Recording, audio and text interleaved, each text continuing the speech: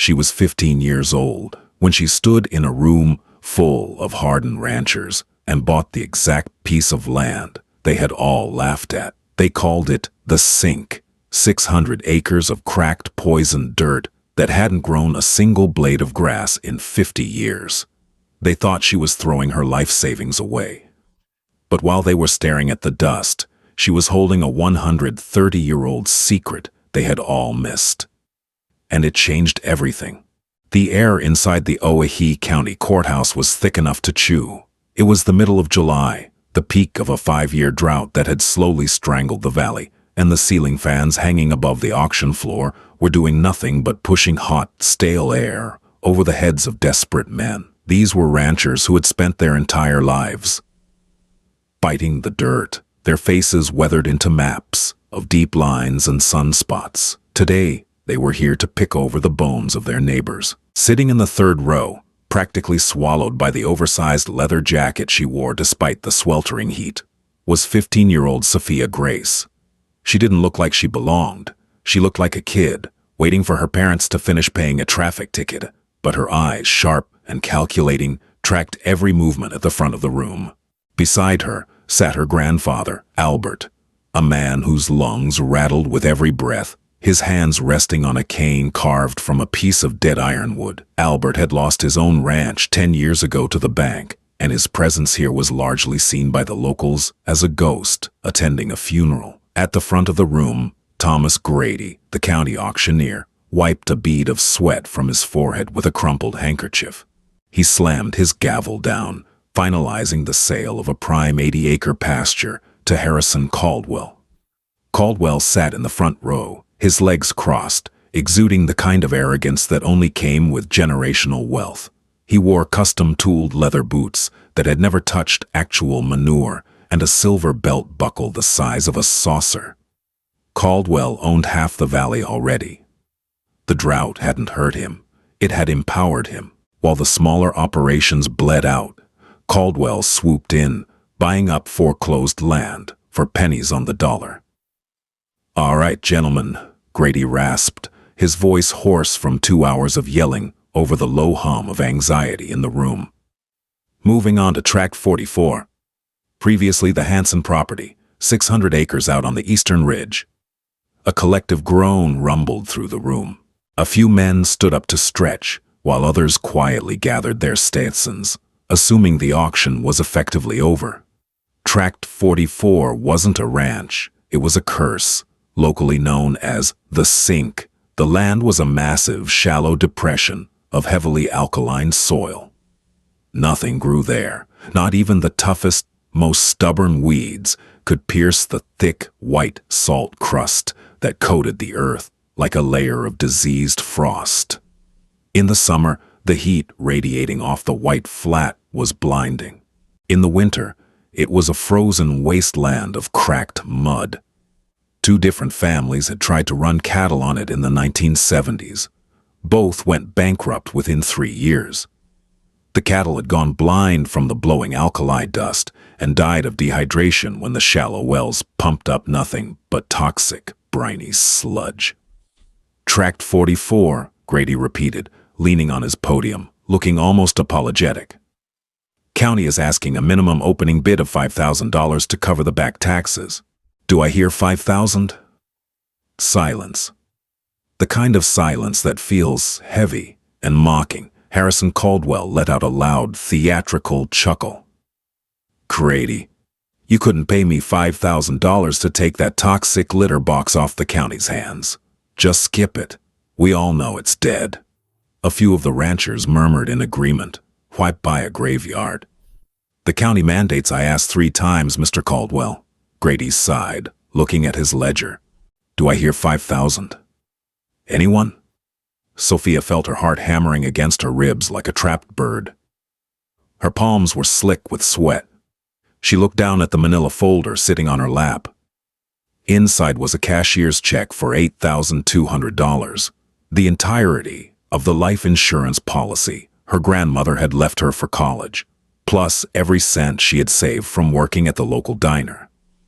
She glanced at her grandfather. Albert didn't look at her, but he gave a slow, barely perceptible nod.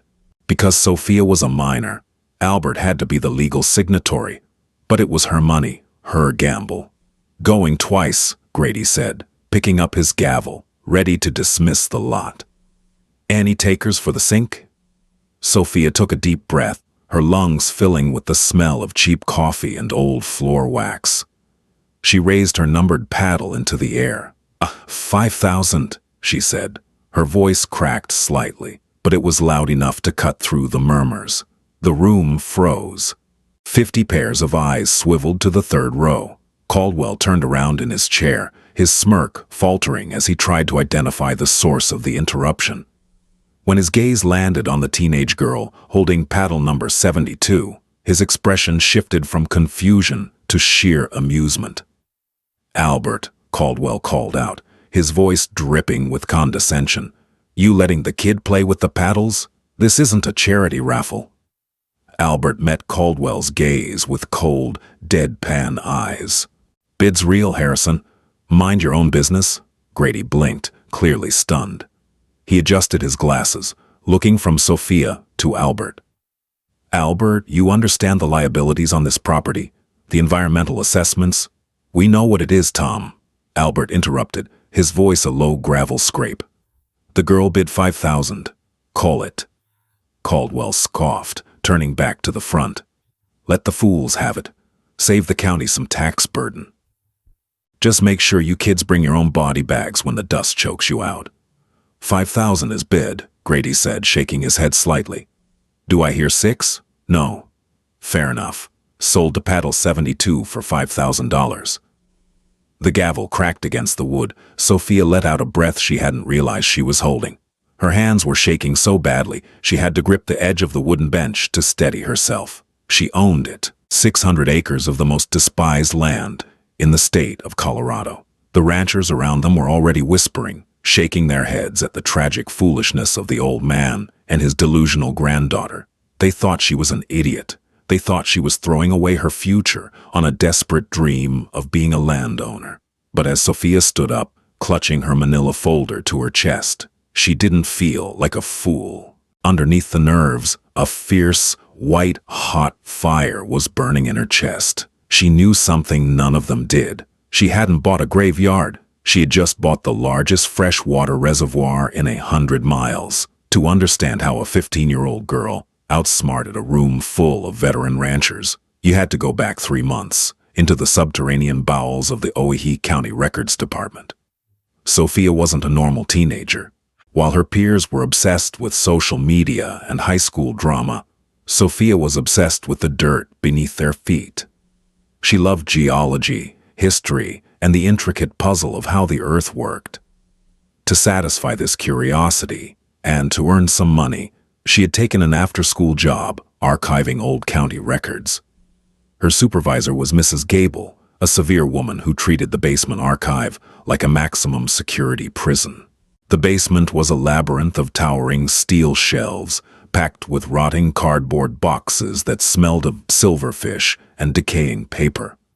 For minimum wage, Sophia was tasked with digitizing records that dated back to the 1880s, property deeds, mining claims, and surveyor logs that had been largely forgotten by modern society. It was on a Tuesday in late April when she found the box. It was pushed all the way to the back of the bottom shelf in Section G, a corner that hadn't seen a broom in a decade. The box was severely water damaged. The cardboard practically fused to the concrete floor. When Sophia carefully pried it open, a cloud of ancient, gray dust plumed into the air. Inside was a collection of leather-bound journals. Most were ruined. The ink bled into illegible blue smears from a flood that had hit the basement in the 1950s. But one journal, wrapped tightly in an oilcloth tarp, had survived perfectly intact. Sophia pulled it out and opened the cover. The handwriting was meticulous, looping script written in dark iron gall ink. The title page read, "Geological Survey and Topographical Assessment for the Western Pacific Railroad Expansion." Authored by Elias Reed, Chief Surveyor, 1893. Intrigued, Sophia took the journal to her small desk, under the flickering fluorescent light, and began to read. Elias Reed had been tasked with finding a route through the Owyhee Valley for a new rail line. His notes were exhaustive, detailing rock compositions, soil densities, and water tables. But it was his entry on October 14, 1893, that made Sophia's blood run cold. Reed described arriving at a lush, green valley basin that the local indigenous populations had called the Weeping Earth.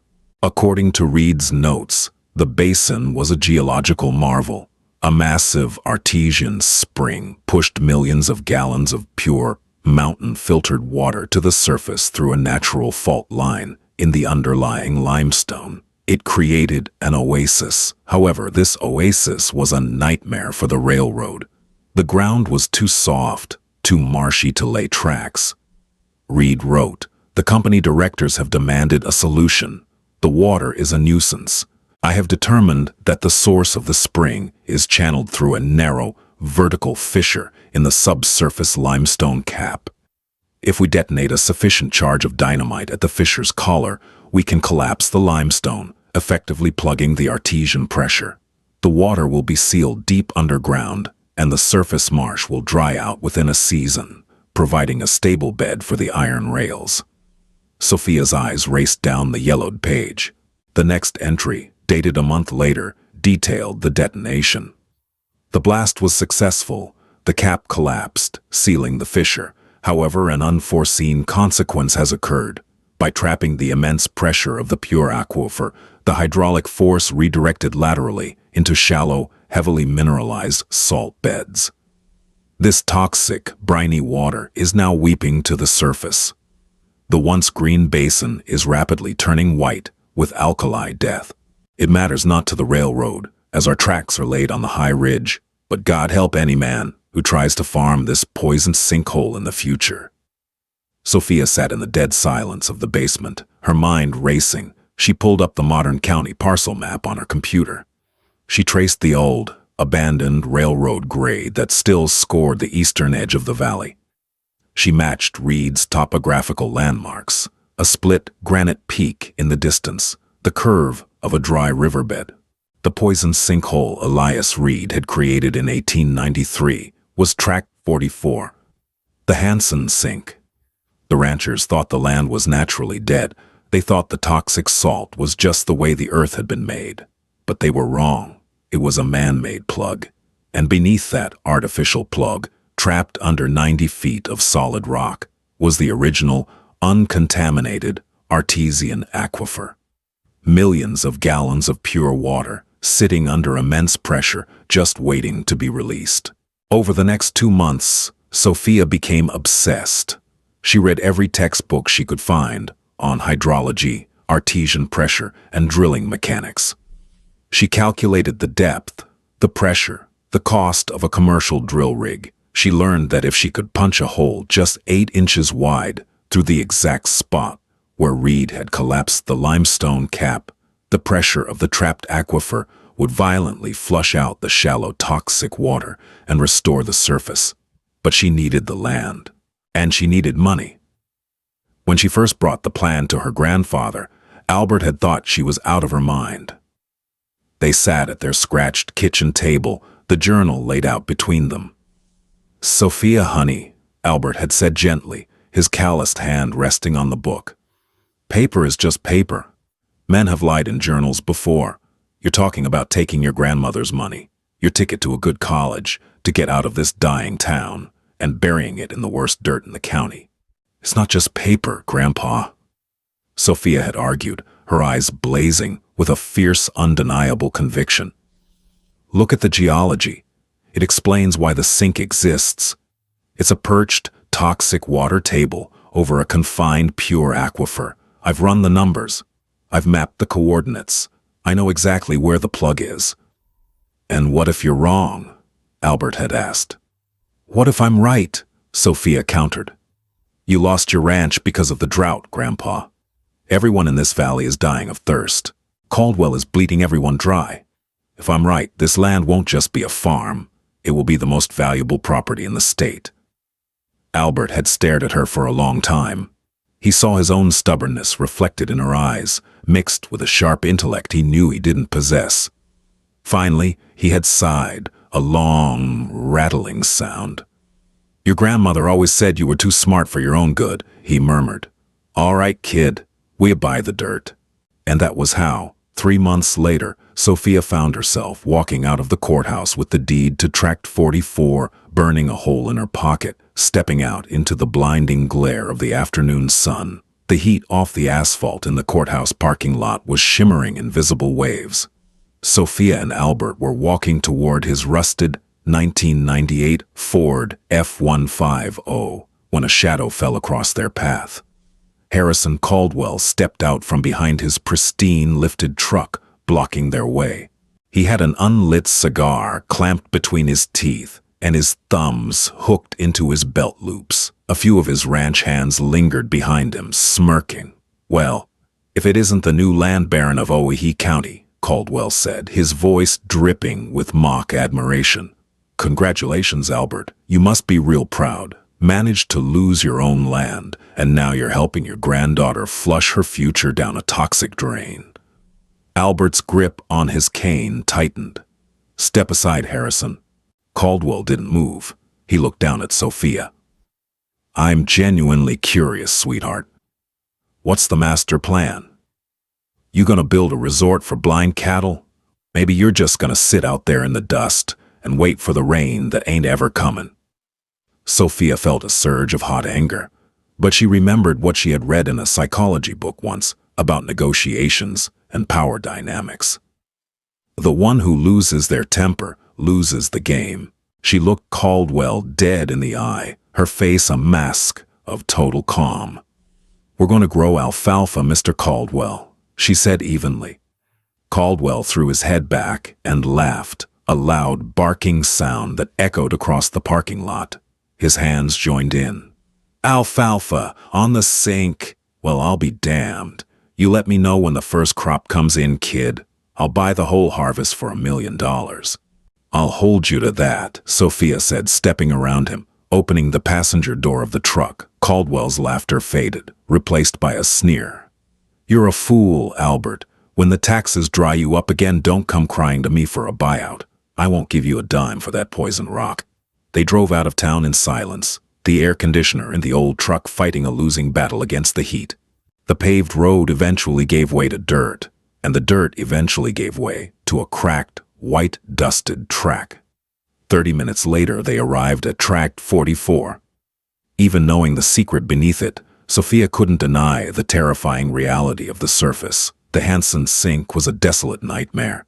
It was a vast, shallow bowl, ringed by low brown hills. The ground was blindingly white, caked in a thick crust of sodium carbonate and alkaline salts. Scattered across the flat were the skeletal remains of dead mesquite bushes, twisted and black against the white earth. The air smelled faintly of sulfur and dust. It looked like the surface of a dead moon. Albert killed the engine. The silence that followed was heavy, absolute. No birds, no insects, just the wind howling softly across the dead earth. "Well," Albert rasped, "we own it." Sophia didn't hesitate. She grabbed a heavy canvas bag from the floorboard, containing a GPS unit, a laser rangefinder, a bundle of wooden stakes, and Elias Reed's oilcloth-wrapped journal. She pushed open the door and stepped out onto the crust. It crunched under her boots like dirty snow. "Bring the sledgehammer, Grandpa," she called out, already walking out into the glare. Albert sighed, grabbing the heavy hammer from the bed of the truck, and hobbled after her. According to Reed's journal, the exact location of the dynamited fissure was mapped, using a triangulation of 3 permanent landmarks. The first was the highest peak of the distant Bitterroot Range, which Reed called the Anvil. The second was a sharp bend in the dry riverbed to the south. The third was a massive, distinctive limestone boulder on the property itself, which Reed had named the Split Tooth, due to a deep crack running down its center. Sophia set up her transit tripod. She found the Anvil peak easily. She sighted the river bend. Okay, she muttered to herself, wiping sweat from her eyes. Now I just need the split tooth. It should be right about. She turned the scope, panning across the white flat toward the eastern ridge where the railroad grade used to be. She stopped. She blinked, pulling her eye away from the lens, then looked again. Panic, cold and sharp, pierced her chest. It's not there, she whispered. Albert came up behind her, leaning heavily on his cane. What's not there? The split tooth, the boulder. It's the anchor point for the triangulation. It's supposed to be right at the base of that ridge. Sophia pointed a trembling finger. Albert squinted. Oh, the base of the ridge was smooth, but there were scars on the earth, deep, unnatural gouges in the dirt, and massive tire tracks that had long since hardened into concrete like ruts. Kid, Albert said softly. The county came through here 5 years ago when they widened the highway on the other side of the ridge. They needed crushed rock for the roadbed. They brought heavy machinery in and blasted all the loose surface boulders out of here. Sophia felt the world tilt on its axis. The air suddenly felt too thin to breathe. The journal fell from her hands, landing in the toxic dust. Without the third landmark, the exact coordinates of the fissure were lost. The aquifer was trapped under a shelf of solid limestone that stretched for dozens of acres. Drilling a deep, commercial well through solid rock cost about $100 a foot. If she guessed the location and missed the narrow fissure, she would hit solid, impermeable bedrock. She would waste thousands of dollars on a dry hole, and she only had enough money left to hire a drill rig for one shot. One shot, and her target was a crack in the earth, barely 8 inches wide, buried 90 feet down, somewhere in a 600-acre haystack. She dropped to her knees, the sharp salt crust biting through her jeans. Her grandmother's money, her grandfather's last shred of dignity. The sneering face of Harrison Caldwell. It all crashed down on her at once. Caldwell was right. She was a stupid little girl who thought she could beat nature with a moldy book. Sophia, Albert said, his voice surprisingly gentle. He put a hand on her shoulder.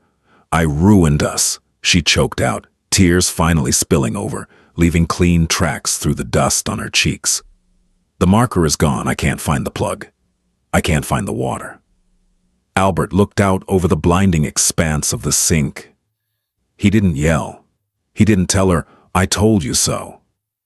Instead, he knelt down slowly beside her, his joints popping, and picked up the dirty oilcloth journal. He dusted it off and handed it back to her.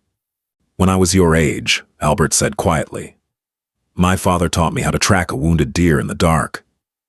He told me that when you lose the blood trail, you don't look at the ground. The ground will lie to you. The leaves shift. The dirt moves. You look at the whole forest. You look at how the trees grow, how the wind moves. You look for what doesn't belong. Sophia wiped her eyes, looking at her grandfather in confusion. What are you talking about, man? Albert pointed his cane out toward the center of the vast, dead salt flat. This whole basin is poisoned, right? Salt kills everything. It's why there's not a single living weed out here. Yes, Sophia sniffled. The alkali concentration is toxic. Then tell me, smartest girl in Owyhee County, Albert said, a faint, razor-thin smile touching his lips. Why is there a patch of green right in the middle of hell? Sophia froze. She snatched the binoculars from her canvas bag and scrambled to her feet. She aimed the lenses exactly where Albert was pointing, about 400 yards out, near the dead center of the flat. Through the magnified glass, shimmering in the heat distortion, she saw it. It was tiny, no bigger than a dinner plate, but pushing up through the cracked white crust, defiant and vibrant against the desolation, was a single, thriving cluster of deep green salt grass. Salt grass had shallow roots. It couldn't survive on the toxic brine at the surface. It could only survive if, somewhere deep below, an infinitesimal amount of pure, sweet water was forcing its way up through a microscopic hairline fracture in the earth, washing away just enough salt to let a seed live. Sophia lowered the binoculars, a slow, wild smile breaking across her face. The map wasn't gone. Nature had just redrawn it. "Grandpa," she whispered, her heart hammering a frantic rhythm. "Grab the stakes. We found it." The sign above the chain-link fence hung by a single rusted bolt. Miller and Sons Well Drilling. There hadn't been any Sons in the business for a decade, and from the look of the weed-choked equipment yard, there hadn't been much drilling either. The 5-year drought had devastated the valley's water tables. Shallow wells were dry, and nobody had the capital to drill deep ones. Sophia and Albert stood in the dirt lot, facing Boyd Miller. Boyd was a mountain of a man, covered in a permanent layer of grease and bearing a face that looked like it had been carved out of a canyon wall. He was wiping a massive wrench with a dirty rag, eyeing the 15-year-old girl with a mixture of amusement and pity. "Let me get this straight," Boyd rumbled, his voice like rocks grinding in a cement mixer. "You want me to take my rig, a 30-ton Peterbilt carrying a 60-foot derrick, out onto the Hansen Sink, a place where the ground is basically toxic pudding?" "The surface is soft, yes," Sophia said, standing tall, despite the fact she barely reached Boyd's chest. "But there's a solid bedrock shelf, 45 feet down. I need you to punch an 8-inch hole through that shelf. And what exactly do you think is under that rock, kid? Because it sure ain't oil, and it ain't gold." "Water," Sophia said flatly. "Artesian, high-pressure water." Boyd snorted, tossing the rag onto a workbench. "Everyone in this valley is chasing ghosts for water, sweetheart. There's nothing under the sink but more salt and misery. Besides, moving the rig out there is a liability. If she sinks up to her axles in that alkali mud, a tow company will charge me $5,000 just to pull her out." Sophia unzipped her canvas backpack.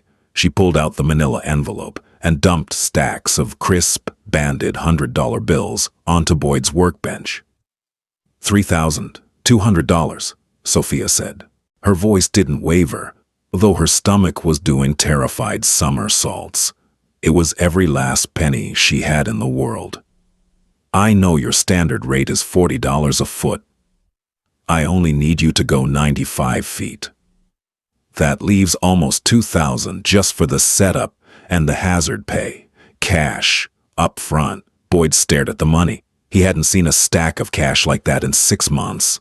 The bank was threatening to repossess his rig by the end of the month. He looked from the money to the girl, then to Albert, who stood silently leaning on his cane, a silent guarantor of the madness. "You're both crazy," Boyd muttered, shaking his head. He scooped up the cash. "I'll meet you out there at dawn tomorrow. Bring plywood, lots of it. We're gonna need mud mats if you don't want my truck swallowed by the earth." The next morning the sun broke over the eastern ridge like a cracked egg, spilling hot, harsh light across the white expanse of Tract 44.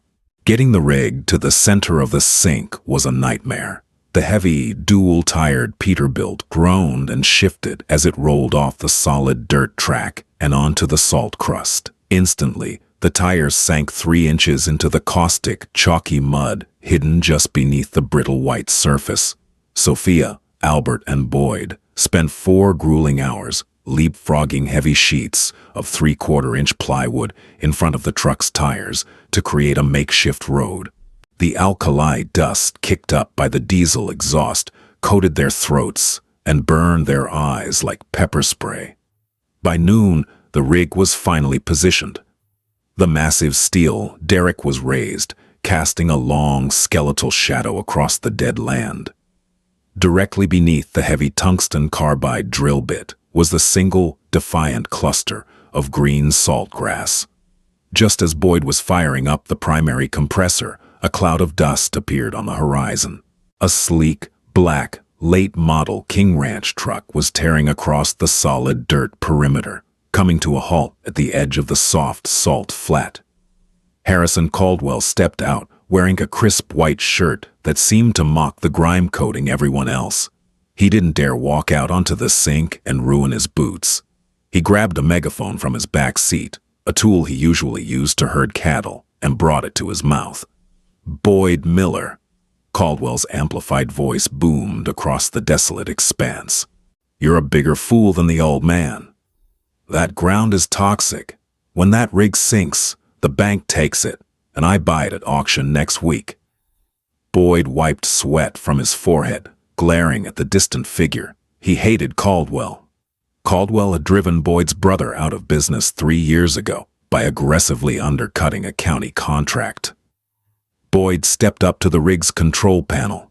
He looked down at Sophia, who was staring back at Caldwell with cold, unblinking defiance. "Kid," Boyd yelled over the idle of the diesel engine, "you sure about this spot?" "Dead sure," Sophia yelled back. Boyd grinned, a fierce, feral showing of teeth. He pulled a heavy steel lever. "Then let's make some noise."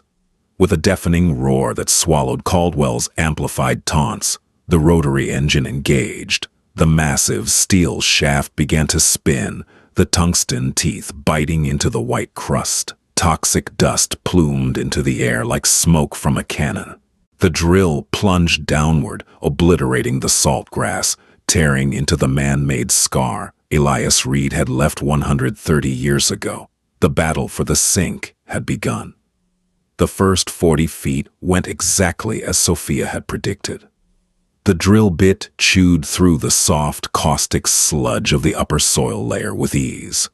It was a slurry of mud, salt, and dead organic matter, the toxic soup that had drowned the cattle of the previous owners.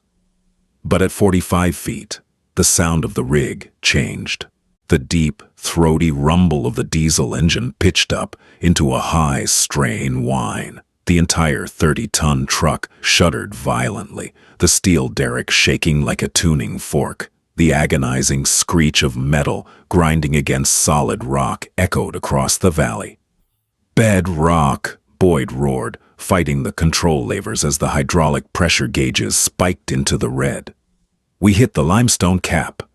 "Push through it," Sophia yelled, her hands clamped over her ears against the deafening noise. "The fissure is choked with debris. It's not solid rock, it's fractured." Boyd adjusted the mud pump, flushing heavy drilling fluid down the hole to keep the bit from melting. Progress, which had been measured in feet per minute, slowed to inches per hour. The afternoon sun beat down mercilessly, baking the alkali flat into a blinding white oven. The heat radiating off the engine block was suffocating. By 4 p.m., they were at 70 feet. By 6 p.m., 80 feet. The tension was a physical weight pressing down on them. Albert sat on a wooden crate, his face pale, his breathing labored in the dusty air. Sophia stood by the rig, her clothes stained white with dried toxic mud, her eyes glued to the depth marker on the drill stem. At 86 feet, disaster struck. The rig let out a sickening crack that sounded like a rifle shot. The spinning drill stem violently jerked to a halt, the engine stalling out with a massive puff of black diesel smoke. Sudden, terrifying silence crashed down on the sink. "Damn it!" Boyd bellowed, throwing his hard hat into the dirt. He scrambled up onto the platform, frantically checking the pressure valves. "What happened?" Sophia cried, running forward. "The bit seized," Boyd yelled, his face flushed with panic and anger.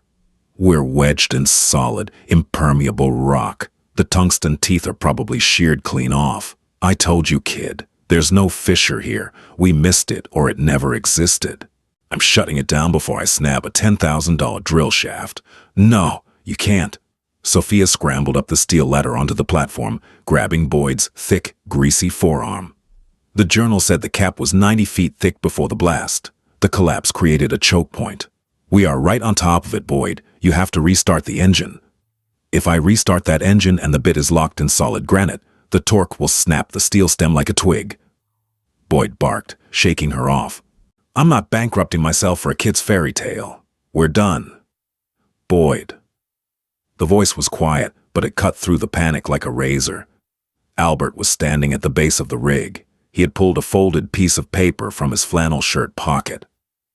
"This is the pink slip to my truck," Albert said, holding it up. "It's a 98, but the engine is rebuilt. It's worth $6,000. If you snap your shaft, the truck is yours. You drive it home, but you give this girl her full 95 feet. Hey," Boyd stared at the old man. The desperation in Albert's eyes was absolute. He was betting the literal wheels out from under him. Boyd cursed, a long, colorful string of profanities that vanished into the hot wind. He snatched the pink slip from Albert's hand and shoved it into his pocket. "Stand back," Boyd growled, moving to the control panel. "If this thing shatters, it's gonna throw shrapnel like a grenade." Sophia and Albert backed away, retreating behind the heavy steel tires of the truck. Boyd primed the engine. He hit the ignition. The diesel roared back to life, coughing a massive cloud of black exhaust. Boyd grabbed the heavy hydraulic engagement lever. He didn't ease it in. He slammed it forward, dumping maximum torque straight into the locked shaft. The rig screamed. The steel pipe groaned, twisting under thousands of pounds of pressure. The truck tires actually lifted an inch off the wooden mud mats as the torque fought the earth. 88 feet. The pipe shuddered. 89 feet. A horrific grinding noise echoed from the depths. Sophia held her breath, her fingernails biting into her palms. "Please, Elias, don't let your math be wrong." 90 feet. Suddenly, the horrific grinding stopped. The agonizing tension in the rig instantly vanished. The heavy steel drill stem, which had been fighting for every millimeter, suddenly dropped 3 feet in a fraction of a second, as if it had punched through the ceiling of an empty cavern. The engine roared freely, spinning the shaft with zero resistance. "We broke through," Boyd yelled, his eyes wide. "We're in a void." But before Sophia could even cheer, the ground beneath their feet trembled. It wasn't the mechanical vibration of the rig. It was a deep, seismic rumble, a vibration that seemed to originate from the center of the earth. "Boyd," Albert shouted, pointing at the borehole. The heavy drilling mud that Boyd had been pumping down the hole to lubricate the bit was suddenly rushing upward. It was bubbling over the steel casing, spilling out onto the white crust. Then the bubbling turned into a violent froth. "Blowout!" Boyd screamed, his voice pure terror. He lunged for the emergency kill switch, slapping it hard before diving off the platform. "Run! Get back! The pressure is coming up!" Sophia and Albert scrambled backward, stumbling over the wooden mud mats. With a sound like a jet engine igniting, a massive column of black, briny sludge erupted from the 8-inch hole. It blasted 40 feet into the air, raining toxic mud down over the rig, the truck, and the white earth.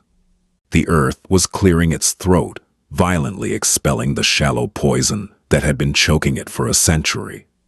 The black geyser roared for 10 agonizing seconds. Then the color shifted. The black sludge gave way to brown, silty water. And then, with a final, concussive boom that shook the entire valley, the water running from the hole turned crystal, blindingly clear. It was a geyser of pure, ice-cold, mountain-filtered artesian water, rocketing 50 feet into the burning sky, catching the afternoon sun and fracturing it into a brilliant, towering rainbow. The trapped aquifer of the weeping earth had been unleashed. The icy water rained down on them like a sudden, miraculous monsoon.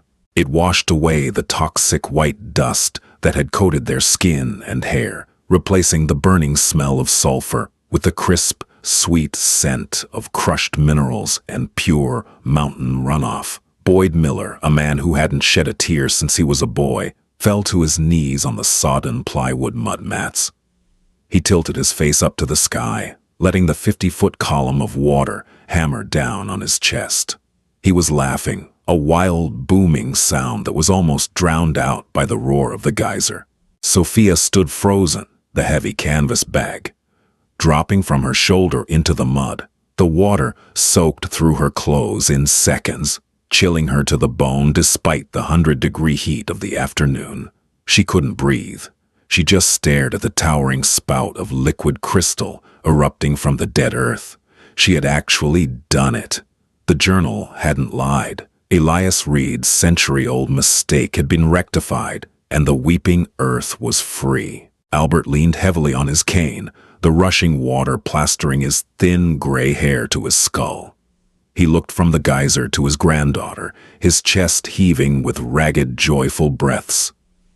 "You stubborn, brilliant kid," he rasped, wiping a mix of water and tears from his deeply lined face. "You actually beat the devil." For 3 days they couldn't cap the flow. The pressure was too immense. They had to let the aquifer bleed off its initial violent surge. In those 72 hours, the Hanson's sink underwent a violent, beautiful resurrection. The millions of gallons of pure water flooded the shallow, 600-acre depression. The toxic, caustic salts that had choked the topsoil for over a century were highly water-soluble. The sheer volume of the artesian flood dissolved the white crust entirely, washing the heavily diluted brine down a natural, dry, ancient riverbed at the southern edge of the property that hadn't seen moisture since the 1970s. By the end of the first week, Boyd managed to muscle a heavy steel manifold valve over the wellhead, bolting it to the limestone bedrock to control the flow. When he finally wrenched the massive iron wheel closed, redirecting the water through a series of newly dug irrigation trenches, the landscape had changed entirely. The sink was no longer a blinding white graveyard. It was a massive, shimmering lake of dark blue water, surrounded by newly exposed, rich brown loam. Word spread through Owyhee County faster than a brush fire. In a valley crippled by a 5-year drought, where ranchers were selling off generationally bred cattle because they couldn't afford to water them, a 15-year-old girl striking a high-pressure artesian well was nothing short of a biblical miracle. Trucks began parking along the dirt highway on the eastern ridge. Men who had sat in the courthouse and laughed at Sophia now leaned against the hoods of their pickups, staring through binoculars in stunned silence at the shimmering oasis that had replaced the toxic flat. But not everyone was looking on with awe. Some looked on with pure, unadulterated greed. In a massive, air-conditioned office overlooking the town square, Harrison Caldwell stood by a floor-to-ceiling window. The heavy crystal tumbler in his hand was slick with condensation. Sitting behind a sprawling mahogany desk was Preston Hayes, a corporate attorney whose suits cost more than most ranch hands made in a year. "I don't want to hear about how unlikely it is, Preston," Caldwell growled, his voice vibrating with a dangerous edge. He hurled the glass into the stone fireplace, shattering it into 100 pieces. "She bought the most worthless tract of land in the state for $5,000, and now she's sitting on a water reserve worth $20 million. My cattle are dying of thirst 2 miles up the road, and that little brat is sitting on a gold mine." Hayes adjusted his gold-rimmed glasses, calmly picking up a thick stack of county property codes. "Harrison, the auction was legal. The deed is clear. Albert signed as the guarantor, and she is the registered owner of Tract 44. The law protects surface property." "I don't care about the surface," Caldwell snapped, turning around. His face was flushed red with fury. "The water is coming from 90 feet down. I practically own the county commission. I fund the sheriff's re-election campaigns. Find a loophole. Find a buried ordinance. I want that water, Preston. And I want that arrogant little girl ruined." Hayes offered a slow, predatory smile. He pulled a worn, leather-bound volume of 1920s county ordinances from his briefcase. "Actually, Harrison, there is a precedent. And if we execute it right, we won't just take the water. We'll make it look like she stole from the county to begin with." 2 weeks after the strike, the air on Tract 44 smelled like wet earth and possibility. Sophia and Albert had spent the last of their funds on a used tractor and a mountain of alfalfa seed. The newly washed soil was incredibly fertile, the heavy irrigation soaking deep into the long-dead dirt. Green shoots were already beginning to haze the brown fields. Sophia was kneeling in the dirt, adjusting a PVC drip line, when she felt the vibration of heavy tires. She stood up, wiping mud from her jeans. Speeding across the new dirt access road were 3 vehicles. Leading the pack was Harrison Caldwell's Black King ranch truck. Behind it was a sleek silver sedan, and trailing them both was a white Owyhee County Sheriff's cruiser, its light bar flashing silently in the morning sun. A cold knot of dread formed in Sophia's stomach. She knew Caldwell wouldn't just walk away, but the sight of the police cruiser meant he had weaponized the local government. Albert limped out of the makeshift tool shed, his face hardening as he watched the convoy park near the roaring wellhead. Boyd Miller, who was tightening bolts on the main manifold, grabbed a heavy wrench and stood beside Albert. Caldwell stepped out of his truck, wearing a crisp suit and a smug, victorious grin. Preston Hayes emerged from the sedan, carrying a black leather briefcase. Sheriff Taggart, a heavy-set man who looked deeply uncomfortable, climbed out of the cruiser, resting his hand casually on his duty belt. "Morning, Albert. Sophia," Caldwell said smoothly, walking toward them without bothering to dodge the mud puddles. "Beautiful day for a drive. Almost as beautiful as this little operation you've got running here." "You're trespassing, Harrison," Albert said, his voice a low rumble. "Get off our land." "Actually," Preston Hayes interjected, stepping forward and opening his briefcase. "We are here on official county business. Miss Grace, Mr. Grace, I am representing Owyhee County Water Management, acting in conjunction with Caldwell Enterprises." Hayes pulled out a thick stack of legal documents stapled to a bright red injunction order. He handed it toward Sophia, but she refused to take it, keeping her hands at her sides. Hayes let it drop into the dirt at her feet. "What is this?" Sophia demanded, her heart hammering. "That is an immediate cease and desist order signed by Judge Corwin this morning," Hayes said smoothly. "You see, Miss Grace, when you purchased Tract 44, you purchased the surface rights and the standard agricultural shallow water rights. But what you have tapped into is an ancient, confined, deep-tier aquifer located below the limestone bedrock." Caldwell smiled, picking dirt out of his fingernails with a silver pocket knife. "Tell him the rest, Preston." Under a 1922 county ordinance designed to protect municipal resources, Hayes continued, "Any subterranean water source located below 80 feet of solid bedrock is classified as a subterranean mineral asset. It does not belong to the surface owner. It belongs to the county." The world seemed to drop out from under Sophia's feet. "That's a lie," Boyd barked, stepping forward, his wrench gripped tightly. "I've drilled in this state for 30 years. Nobody uses that ordinance. It was written for coal mining." "It is still on the books," Hayes countered coldly, "and yesterday afternoon, the Owyhee County Commission voted to lease the extraction rights of this deep-tier asset to Caldwell Enterprises, which means, Miss Grace, you are currently pumping millions of gallons of Mr. Caldwell's water." Albert's knuckles turned white on his cane. "You bought off the judge and the commission just to steal a child's discovery. You're a thief, Harrison." "I am a businessman, Albert," Caldwell said, his voice dropping its friendly facade. He walked closer, looking down at Sophia. "You played a cute game, kid. But the adults are talking now. You have no legal right to that water. Sheriff Taggart is here to ensure that wellhead is locked, chained, and handed over to my man." Sheriff Taggart sighed, taking a step forward. "I'm sorry, Albert. I have an order from the judge. You need to shut the pump down and hand over the keys to the manifold." Sophia's vision blurred with tears of sheer, helpless rage. They had risked everything. She had found the map, taken the gamble, and done the impossible, and Caldwell was just going to swipe it away with a forged signature and a corrupt judge. "However," Caldwell said, his tone dripping with mock sympathy, "I'm not a monster. I know you put your life savings into this dirt. So I'm prepared to offer you a buyout for the surface land. $50,000. That's 10 times what you paid at auction. You take the check, you leave the state, and you get to go to college." He pulled a pre-written check from his breast pocket and held it out. "Or you fight me in court. I will freeze this property in litigation for a decade. The well will remain padlocked. Your alfalfa will die. And when you inevitably run out of money paying lawyers, I will take it in foreclosure for pennies. Take the 50,000 or lose everything to the lawyers."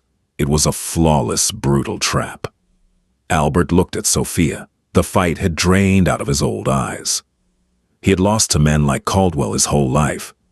"Sophia," he whispered, his voice cracking, 50,000. It's a lot of money. It gets you out of here." Sophia looked at the check fluttering in Caldwell's hand. She looked at the smirking lawyer, the cowardly sheriff, and the heavy chains in the back of the police cruiser.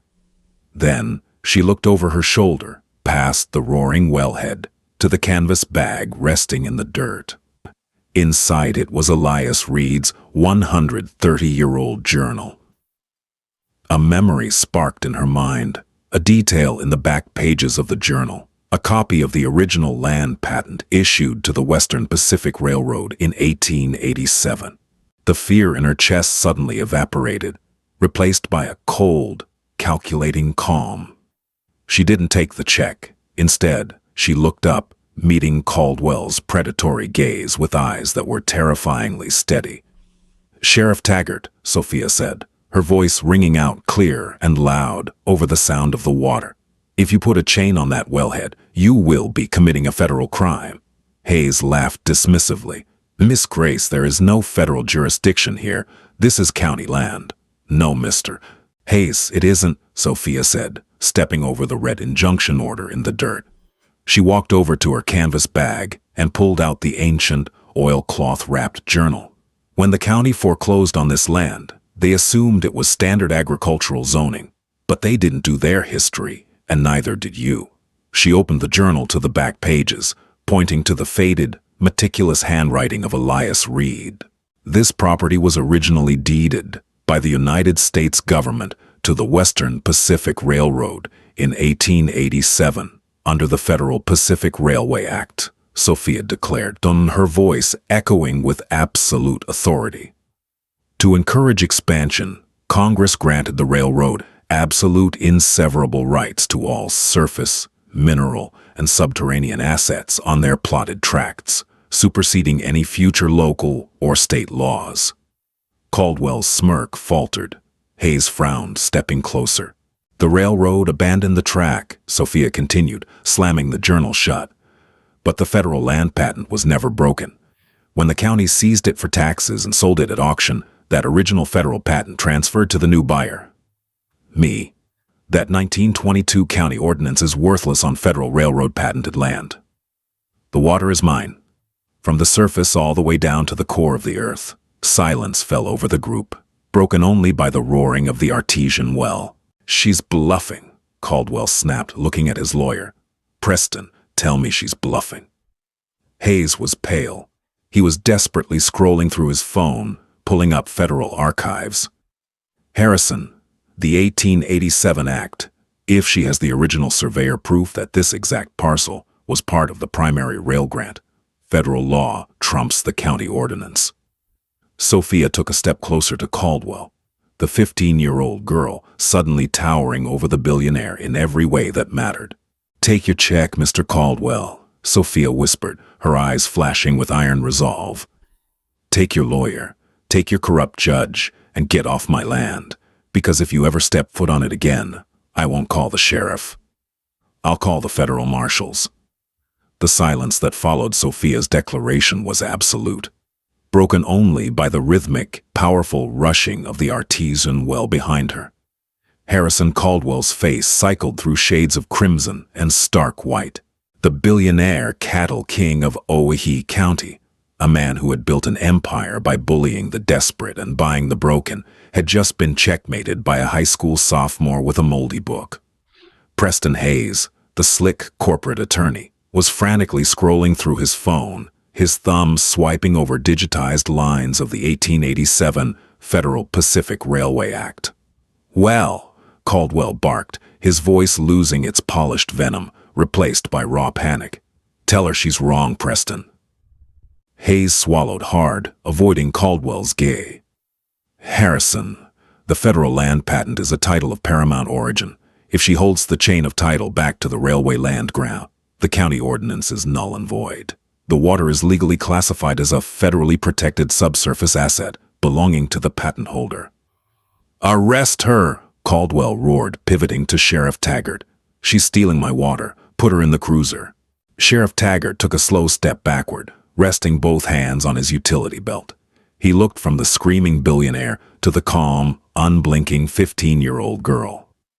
Taggart was a corrupt man, but he wasn't a stupid one. He knew what happened to local law enforcement officers who violated federal property rights. "I can't do it, Harrison," Taggart muttered, shaking his head. "My badge doesn't carry an ounce of weight against a federal land patent. You want to press this, you're going to have to call the U.S. Marshals in Denver, and I highly doubt they're going to arrest a kid for watering her own grass." Taggart turned on his heel, walked back to his cruiser, and drove away, the tires kicking up a cloud of wet brown dirt. Caldwell stood trembling with fury. He looked down at the $50,000 check still clutched in his fist. With a guttural yell, he tore the paper into shreds and threw it into the mud at Sophia's feet. "You think you won?" Caldwell snarled, leaning forward, his eyes wild and bloodshot. "Oh, you think you can beat me in this valley? I own the land on 3 sides of this sinkhole. I have more money than God. I will bring in 3 industrial rigs tomorrow. I'll drill so deep and so wide on my side of the fence that I'll siphon that aquifer dry before a single drop reaches your roots. I will bleed you to dust." Without waiting for an answer, Caldwell stormed back to his truck. Hayes scurried after him like a frightened dog. They sped off, leaving Sophia, Albert, and Boyd Miller standing in the damp, sweet-smelling air. Boyd wiped a greasy hand across his mouth, looking nervously at the boundary line just 300 yards away. "He ain't bluffing, Sophia. Caldwell's got the capital to hire Apex Drilling out of Texas. They use rotary rigs the size of skyscrapers. If they punch a 3-foot-wide commercial bore into the same water table just across the property line, they could depressurize your well. It'll just stop flowing." Albert's shoulders slumped, the brief victory turning to ash. "Can he do that? Is it legal?" "The rule of capture," Sophia said quietly, picking up her canvas bag. "If he taps the water from his own property, he has the right to pump as much as he wants, even if it dries up our well." "Then we're right back where we started," Boyd groaned. A ticking clock. Sophia walked over to the wooden crate where she had been sitting earlier. She pulled out the oilcloth journal and unrolled a large hand-drawn topographical map she had sketched based on Elias Reed's 1893 notes. She spread it out on the hood of Boyd's truck, weighing the corners down with heavy steel bolts. "Let him drill," Sophia said, a slow, sharp smile spreading across her face. Albert hobbled over, looking down at the map. "Sophia, if he taps the aquifer—" "He won't," Sophia interrupted, tracing her finger along a dark, curved line she had drawn across the paper. "Grandpa, aquifers aren't just giant, flat underground lakes. They are confined within specific geological structures. This aquifer is trapped inside a folded limestone syncline, a geological bowl. The fissure we tapped right here on the sink is the lowest point of the fault line. It's the only place where the pressure breached the bedrock." She moved her finger a 1/4 inch to the right, crossing the property line onto Caldwell's land. "Caldwell's property sits on the eastern ridge," she explained, her eyes gleaming with scientific certainty. "That ridge isn't limestone. According to Reed's core samples, that ridge is solid, impenetrable igneous granite. The aquifer doesn't run beneath Caldwell's land. It runs into the granite wall and stops. If he drills over there, he's not going to hit our water. He's going to hit 3,000 feet of solid rock." Boyd stared at the map, his jaw slowly dropping as he realized what she was saying. "He's going to burn millions of dollars drilling into a dead shield." "Exactly," Sophia said, looking out toward the dusty horizon where Caldwell's truck had vanished. "He thinks his money can bully the earth. Let's see who breaks first." True to his word, Harrison Caldwell unleashed an industrial war on the earth. Less than 48 hours later, a convoy of massive, articulated flatbed trucks rolled down the county highway, carrying 3 towering state-of-the-art Apex drilling rigs. They set up shop less than 50 feet from Sophia's property line, their heavy steel derricks looming like siege towers over the newly greening expanse of the Hansen Sink. The noise was apocalyptic, day and night. The massive diesel engine screamed as the commercial tungsten diamond bits gnawed into the earth. Floodlights illuminated the operation at night, casting long, menacing shadows across Sophia's growing alfalfa fields. Caldwell was risking everything. The drought had crippled his cattle empire, and his aggressive expansion tactics, buying out his neighbors with leveraged loans, had left him dangerously cash poor. He needed water to save his herds, and he was convinced that sheer, brute force drilling would steal Sophia's miracle. For the first week, Sophia and Albert focused entirely on their own land. The alfalfa seed had taken to the washed, fertile loam with explosive vigor. What was once a caustic, blinding white wasteland was now a vibrant, emerald green sea, stretching for 600 acres. The artesian well flowed constantly, filling the irrigation trenches with cold, life-giving water. Over on the fence line, the apex rigs hit 80 feet, nothing. 150 feet, nothing. The heat of August bore down relentlessly. Caldwell was seen on the site daily, pacing frantically in the dust, screaming into his cell phone.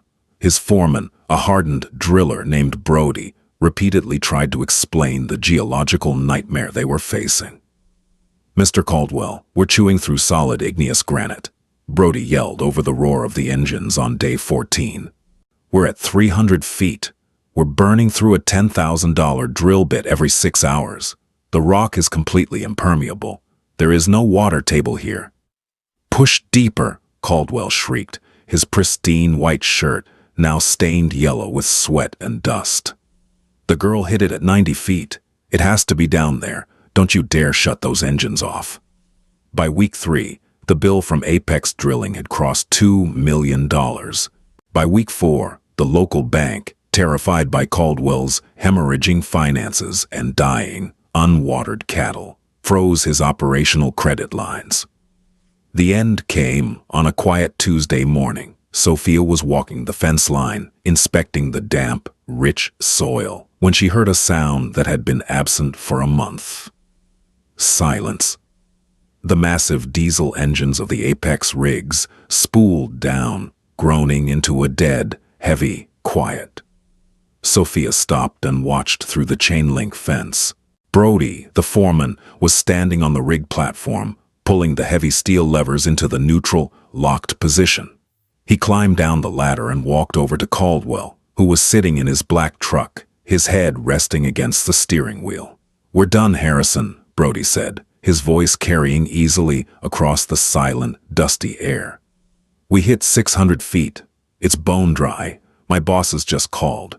Your checks bounced. We're packing up the rigs." Caldwell didn't yell. He didn't threaten. He just sat there, a broken, ruined man staring into the void. In his arrogant desperation to steal a 15-year-old girl's water, he had drilled away the last of his empire. The following Monday, the Owyhee County Courthouse held another auction. But this time, Thomas Grady wasn't auctioning off the small, struggling family farms. He was auctioning off the Caldwell cattle, the Caldwell equipment, and thousands of acres of Caldwell land to satisfy the furious bankers.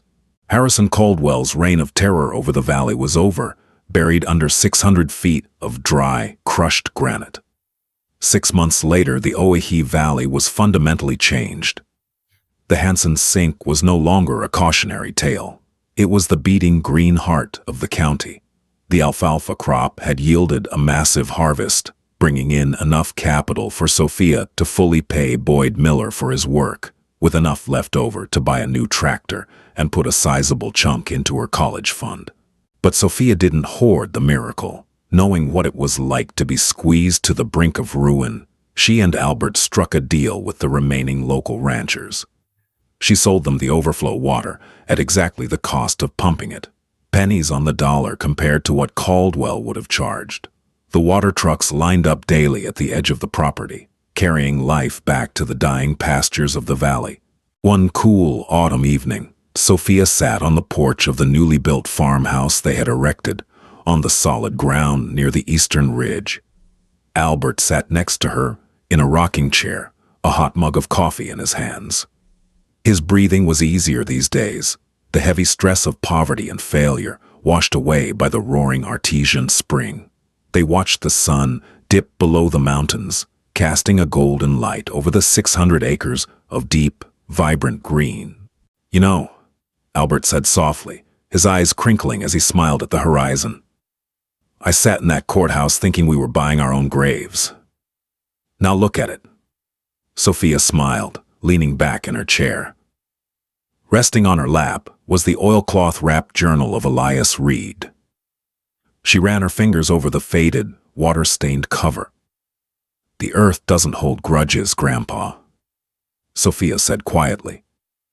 It just waits for someone to figure out the truth. She looked out over the thriving oasis, the gentle hum of the wellhead, a constant, reassuring heartbeat in the twilight.